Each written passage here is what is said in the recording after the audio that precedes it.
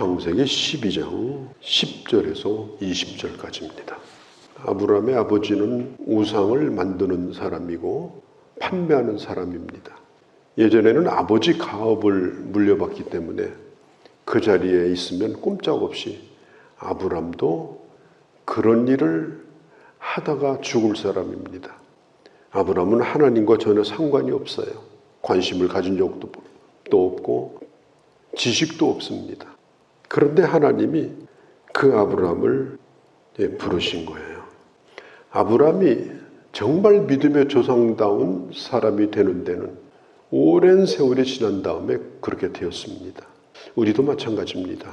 우리가 예수를 믿음으로 하나님의 자녀가 되는 거지 노력해서 되는 것이 아닙니다.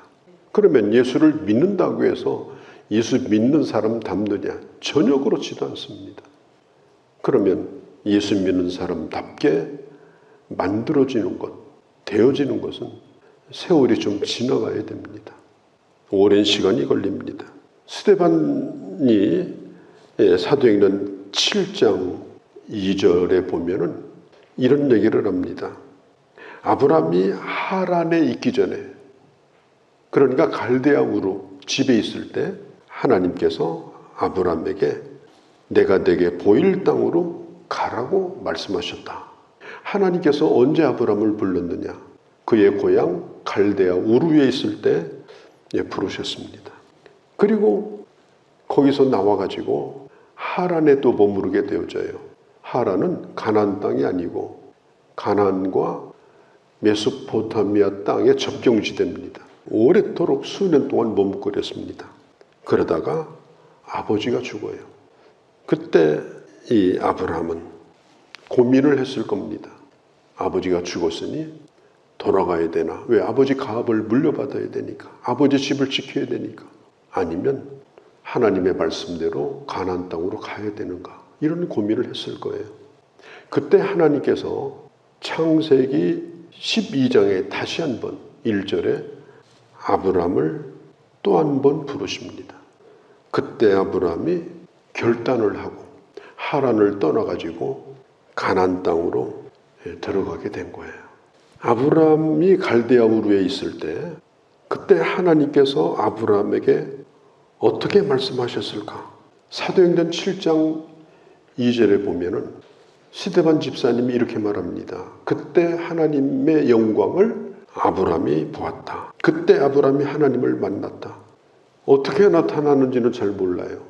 시내산에서 모세에게 임하셨던 것처럼 아주 특별하게 아브라함에게 임하시고 그에게 말씀을 하셨습니다. 평생토록 우상만 섬기다 살았던 이 아브라함에게는 이게 충격적인 거예요. 이걸 거절할 수가 없는 겁니다. 하나님이 누구인지도 잘 몰라요. 하나님이 어떤 분인지도 잘 몰라요. 다만 거절할 수 없는 형편이 되었어요. 특별히 그의 아버지 이 데라가 아들 걱정을 하는 겁니다. 만일 여호와라고 하는 신의 뜻을 따르지 않고 여기에 계속 주저앉아 있는다면 큰 변을 당할지 모른다. 거기에는 약간의 미신적인 것도 있을 거예요.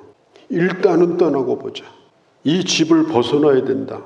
가나안 땅에 들어가는 것이 목적이 아니라 그 집을 일단 떠나서 그 자리를 피하고 또 떠나는 신용이라도 해야 되는 그런 절박한 가운데 있었어요. 왜? 하나님의 영광을 보았기 때문에. 그래가지고 그 집을 우선 떠났습니다. 11장 31절에 보면 그때 떠날 때 주도권이 누구한테 있었는가 하면 아버지 데라에게 있었어요. 아브라함이 아버지에게 아버지 같이 떠납시다. 제가 아버지 잘 모실게요. 그 아버지를 설득해가지고 떠난 게 아니에요. 오히려 아버지가 앞장서가지고 아브라함이 뒤를 따르는 그런 모습이었습니다. 그러다가 결국 이제 하란에서 아버지 데라가 죽어요. 이제 국경을 넘느냐 아니면 돌아가느냐 큰 고민을 아브라함이 했을 겁니다. 돌아가자니 하나님의 영광을 보았기 때문에 그럴 수도 없어요. 국경을 넘어서 낯선 땅으로 가자니 그것도 또한 쉬운 일이 아닙니다. 그러나 결단을 해야 되는 거예요. 이제 아버지가 없어요. 자기가 결정을 해야 되는 거예요.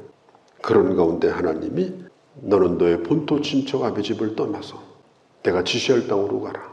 그러면 너의 후손이 하늘의 별처럼 많아질 것이고 너는 이 세상에 가장 복된 자가 될 것이다.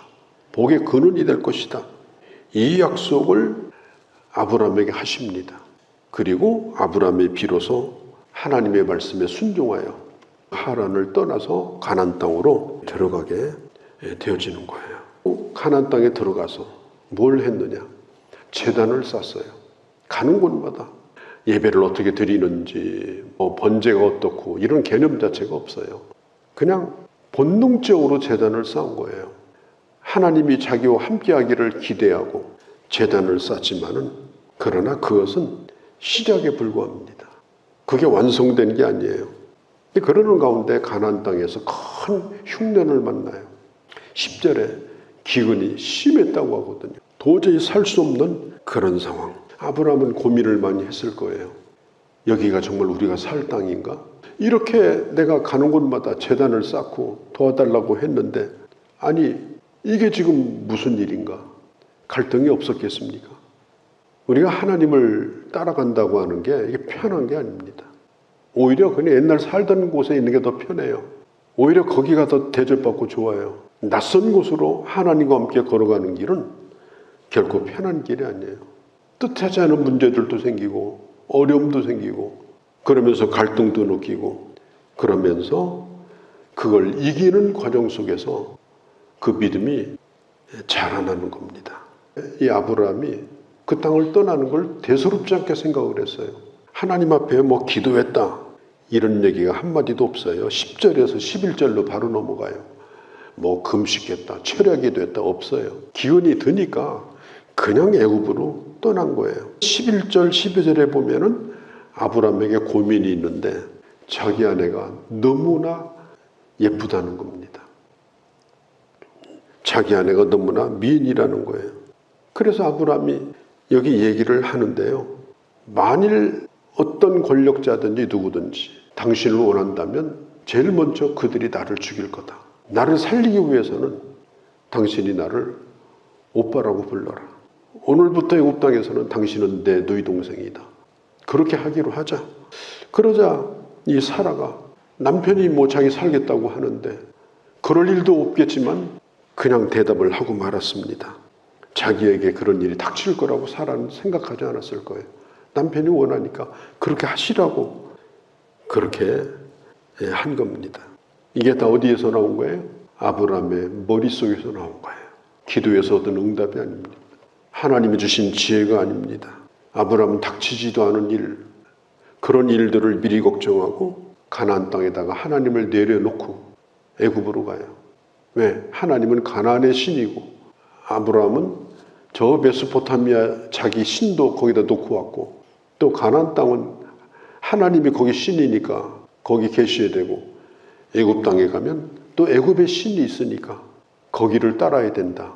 그래서 깨끗하게 내려놓고 애굽으로 온 거예요. 거기에 믿음이라는 건 찾아볼 수가 없습니다.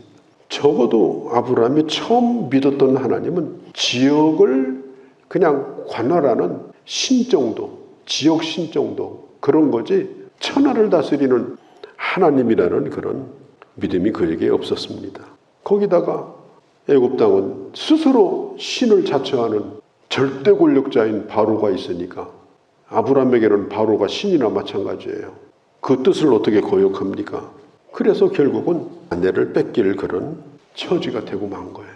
근데 이런 일은요 야곱에게도 있었습니다. 야곱이 에서를 피해가지고 도망을 치는데 그야말로 빈들, 저 베델 땅 빈들로 도망을 쳐요. 창세기 28장 16절에 보면은 한밤중에 돌베개를 베고 잠을 자는데 그때 하늘에서 사닥다리가 내려오고 천사가 오르락내리락하고 하나님의 영광 가운데 하늘에 계신 걸 봤어요. 야곱이 그 꿈을 깨고 나서 자기가 비웠던 돌멩이를 제단으로 삼고 그가 하나님 앞에 드렸던 기도가 있습니다. 그게 뭐냐면 여호와께서 과연 여기에 계시거늘 내가 알지 못하였도다. 야곱도 여호와 하나님은 자기 아버지의 신이고 자기는 그 이삭의 아들로 태어났으니까 그 신을 섬겼고 하나님이 여기까지 따라올 줄은 모르는 거예요. 그런데 그가 그때 깨달아요. 하나님이 여기에도 계셨군요. 우리가 잊어서 안 될 게 있습니다. 하나님이 예배당에만 계신 게 아니에요. 하나님은 어디에든지 계셔요. 아무리 힘들고 어렵고 내가 낯선 곳에 낯선 일을 겪고 있다 할지라도, 나 혼자와 같다 할지라도 하나님은 거기에도 계시다는 사실을 아브람도 깨달았고 야곱도 깨달은 것입니다. 애굽에 도착하고 보니까 벌써 소문이 쫙 나버렸어요. 신하들이 그걸 다 알았어요. 14절에 애굽 사람들이 그 여인의 아리따움을 보고 15절에 바로 앞에서 칭찬함으로, 이것은 단순히 예쁘다 이런 뜻이 아니라 아주 품위 있고 아주 괜찮은 그런 멋진 그런 사라를 바로 왕 앞에 칭찬을 한 거예요. 그때 당시 권력자들은 각 지역에 있는 여인들과 결혼을 해가지고 정치적인 그런 안정을 꾀하던 그런 때입니다. 왕비가 있어도 후궁을 수십 명씩이나 두고 그렇게 있었던 때예요. 그러니까 바로는 당연히 그 여자를 데려와라 그러면서 아브람도 같이 데려왔어요. 이 여자가 누구냐 그러면 내 누이 동생이라고. 그러니까 바로가 아브람에게 선물을 얼마나 많이 줬는지 16절에 보면요, 후대함으로 양과 소와 노비와 암수, 나귀, 낙타, 이게 단순히 먹을 거 들어갔는데요, 어마어마한 선물을 받아요. 왕이 주는데 안 받을 수가 없어요. 왕이요, 그게 아니고 사실은 제 아내인데요 그러면 그 자리에서 죽어요. 뿐만 아니라 아브람이 데리고 온 식솔들은 죽든지 아니면 그 자리에서 종으로 팔려가든지, 받으면서도 속이 쓰리면서도 답답한데도 아무 소리 못하고 받아요. 얼마나 기가 막힌 상황입니까? 아브람이 할 수 있는 일은 아무것도 없었어요. 15절에 칭찬함으로 그 여인을 바로의 궁으로 끌어들인지라. 바로 왕의 침소에 들어가는 그런 상황이 되어버리고 말았습니다. 그런데도 아브람은 아무것도 못했어요. 그때 하나님께서 성경에 보면은 이 바로에게 17절에 큰 재앙을 내립니다. 그 밤에. 그게 뭔지는 잘 몰라요. 안 나와 있으니까. 그런데 두려워서 견딜 수 없는 어마어마한 재앙을 봅니다. 이 여자를 건드리면 내가 죽겠구나. 그래서 아브람을 불러다가 왜 당신이 이렇게 했느냐? 그러면서 오히려 아브람을 원망합니다. 내가 죽을 뻔했다. 당신의 아내라고 얘기했어야지. 왜 이러느냐? 하나님의 사람이 객지 나가가지고 이건 뭐 남자도 아니고 이건 뭐 하나님의 사람도 아니고 아주 그냥 말할 수 없는 창피를 거기서 당합니다. 아마도 아브람은 이 순간을 죽을 때까지 못 잊었을 거예요. 그래 죽을 때까지 자기 아내에게 아마 미안한 생각을 품었을 것입니다. 그런데 참 희한한 것은요, 하나님께서 단 한마디도 이런 아브람을 책망하지 않아요. 정말 이상한 일이 다 있죠. 하나님께서 바로에게 막 재앙을 내려가지고 겁을 주고 손 못대게 만들었어요. 그런데 그 원인 제공은 아브람이었잖아요. 그럼 데려다가 아브람도 좀 혼 좀 내야 되는데 한마디도 없어요. 왜 그랬을까? 아브람이라는 사람이 그런 수준이 아니에요. 그렇게 할 만한 사람이 아닙니다. 껍데기만 하나님의 사람이지.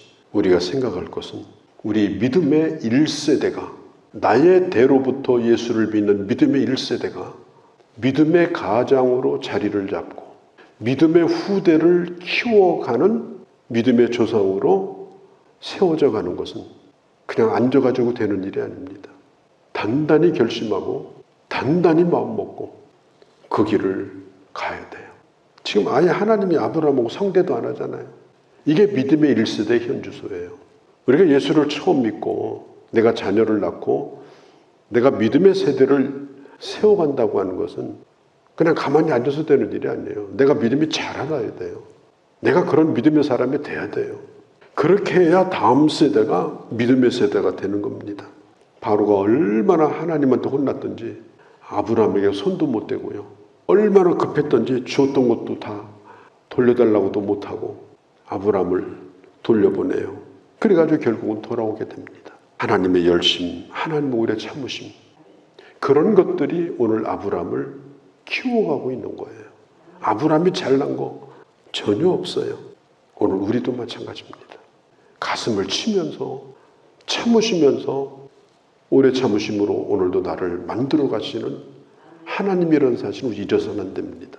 그래서 우리는 내게 주신 구원을 이루어가고 하나님의 사람으로 끊임없이 주의 손에 붙들려서 세워져가는 그런 믿음의 사람들, 또 믿음의 아비요, 믿음의 남편요, 믿음의 아내로서 살아가는 그런 주님의 자녀들이 되어주시기를 바랍니다. 오늘 이 아브라함의 부끄러운 얘기를 보았습니다. 또한 이것이 우리들의 모습이기도 합니다.